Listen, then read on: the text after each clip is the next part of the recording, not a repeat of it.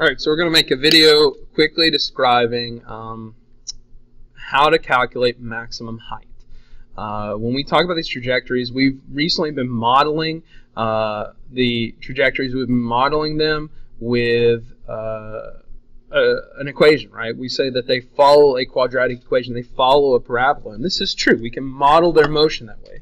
And what we're going to do is we want to know, okay, when is it going to get to the maximum height? Right, the very top of its trajectory. When does it get there? And what is the actual maximum height?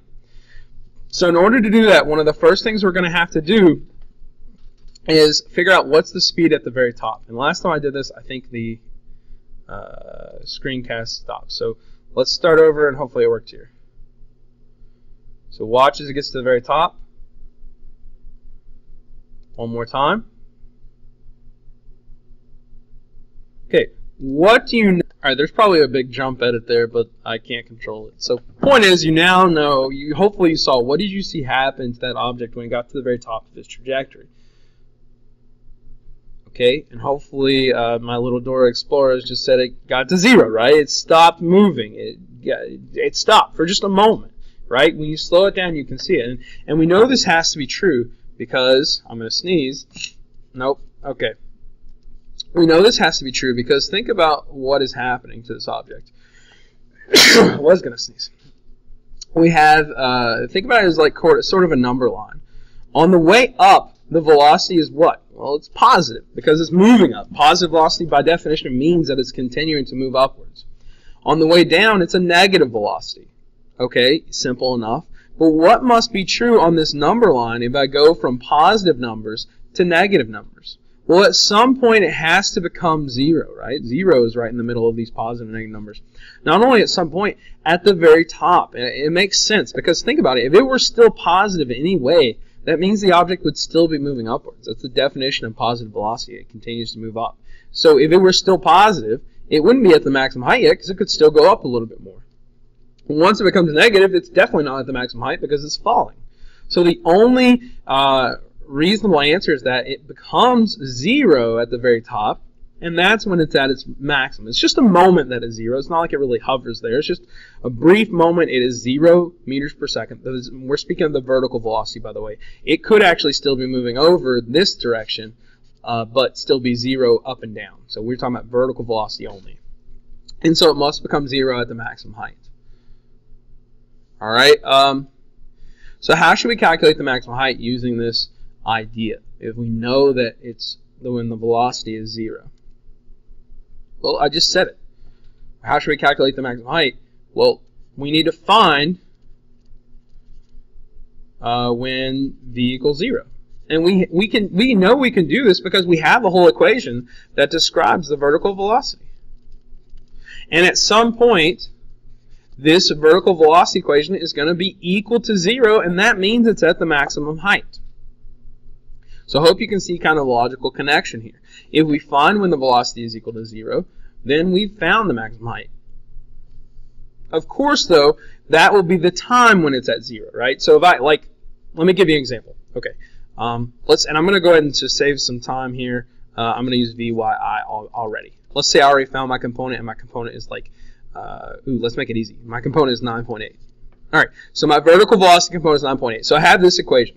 Vy equals Vyi is 9.8 minus 9.8 times t. Okay, I want to know when is velocity equal to 0. So let's plug in, this should be Vy by the way, let's plug in 0 into here. I have 0 equals 9.8 minus 9.8t. If I solve for t, I can move 9.8t to the other side. I get 9.8t equals 9.8. You probably already figured it out by now, but t is equal to 1 second. Great. So now we know that the velocity is equal to 0, or in other words, it reaches its maximum height at 1 second. Of course, that's not actually the maximum height. There's still one more step. If I had my vertical velocity equation, let's say my vertical velocity equation was this. Y equals 50 plus 9.8t minus 4.9t squared. I'd have to plug in 1 into this equation. And by the way, if I did that, I got 50 plus 9.8 times 1 minus 4.9 times 1 squared. I get 54.9 meters would be the maximum height. All right, so all of that's sort of written here, and go ahead and please, you'll need to pause the video and write this. These are the steps to calculate the maximum height.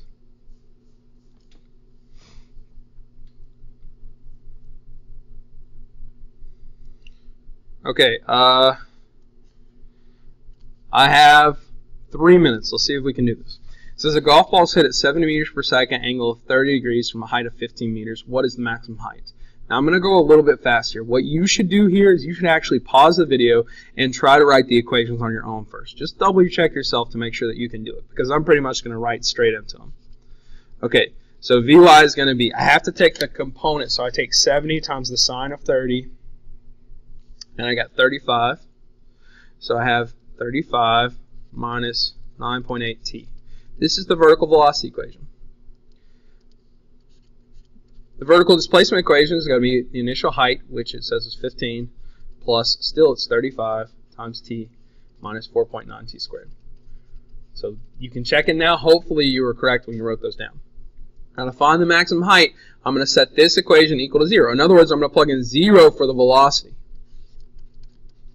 Now I'm plugging in 0. I can actually find any velocity that I wanted to by plugging in any velocity I want. I just happen to want the maximum height, which means the velocity is 0. So when you solve for t, be careful here. A lot of people mess up on this. You're trying to get t by itself. So probably what you're going to do is add, I like to add 9.8t to both sides. Otherwise, you're going to have to divide by negative in a minute. Okay, so I have 9.8 times t equals 35. So I divide both sides by 9.8 to get t by itself. Now, if you feel like I'm going fast, you're more than welcome to pause the video. You can rewind. That's a nice aspect of this. Okay, t is 3.57 seconds. I'm going to say 3.6 seconds. So then to find the actual maximum height, all we do is plug it into here. Plus 35 times 3.6 minus 4.9 times 3.6 squared. Plus 35 times 3.6 minus 4.9 times 3.6 squared. And I got 77.49, we'll say 77.5 meters. Alright, so that is how you find the maximum height. Hopefully this was helpful. I know it was a little bit fast here at the end, but again, feel free to rewatch, pause, slow down, that sort of stuff.